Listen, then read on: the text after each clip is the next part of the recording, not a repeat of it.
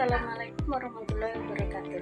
Salam sejahtera bagi kita semua. Perkenalkan, nama saya Mira Aprilia dari kelas A11, nomor NPM 2422055. Dosen pengampu Ibu Henrietta Susila MPD.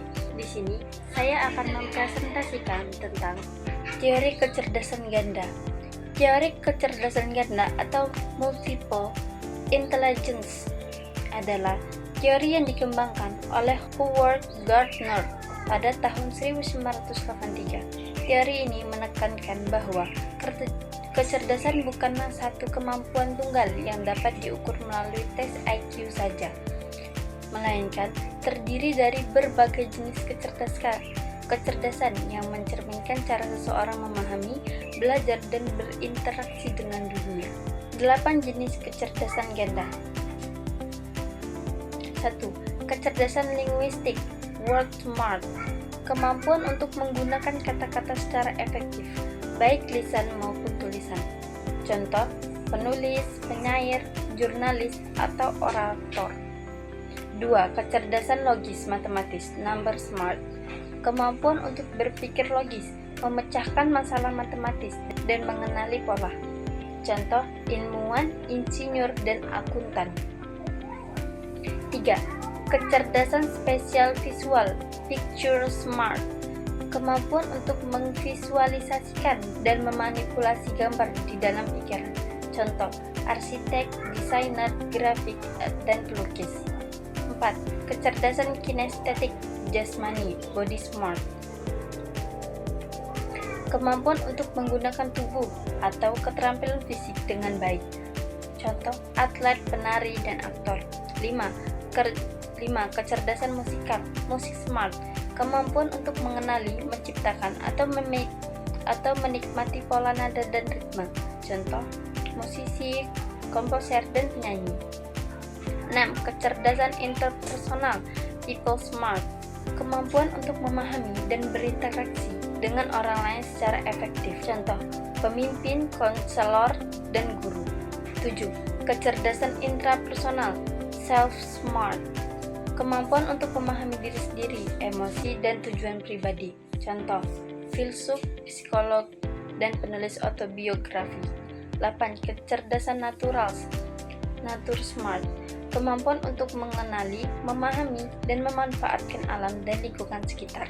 Contoh, ahli biologi, petani, pecinta alam. Prinsip-prinsip teori kecerdasan ganda. 1. Setiap individu unik. Setiap orang memiliki kombinasi kecerdasan yang berbeda-beda dan unik. 2.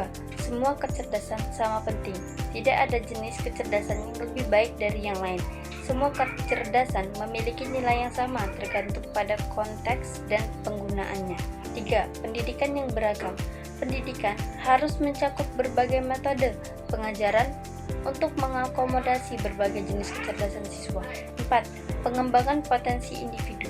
Fokus pendidikan adalah membantu siswa mengenali dan mengembangkan potensi kecerdasan mereka. Penerapan dalam pendidikan. 1. Pendekatan beragam dalam mengajar.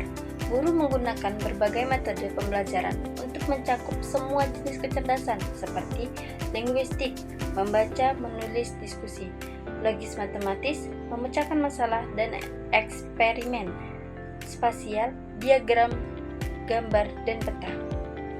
Kinestetik, aktivitas fisik dan permainan, musikal, lagu, ritme, dan musik. Interpersonal, diskusi, kelompok, dan kerjasama. Intrapersonal, refleksi, jurnal pribadi. Naturalis, observasi alam, dan proyek lingkungan.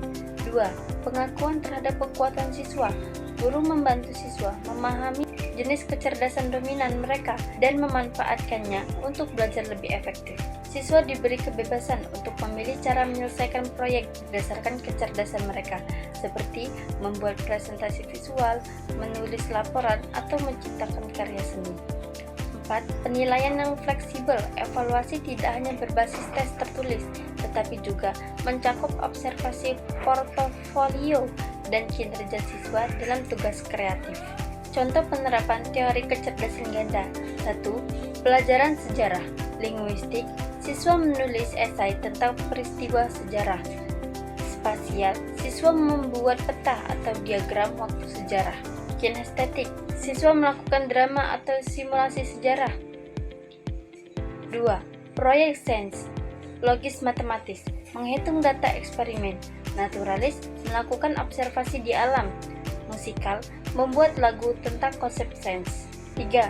Belajar bahasa asing, linguistik, membaca dan menulis dalam bahasa target. Musikal, menghafal kosakata melalui lagu.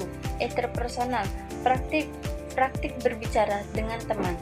Teori kecerdasan ganda membantu mengakomodasi keberagaman siswa dalam pembelajaran, sehingga mereka dapat belajar dengan cara yang sesuai dengan kekuatan dan minat mereka. Hal ini mendorong siswa yang inklusif, personal, dan relevan. Baik, sekian dari saya. Kurang lebih saya mohon maaf. Saya undur diri. Wassalamualaikum warahmatullahi wabarakatuh.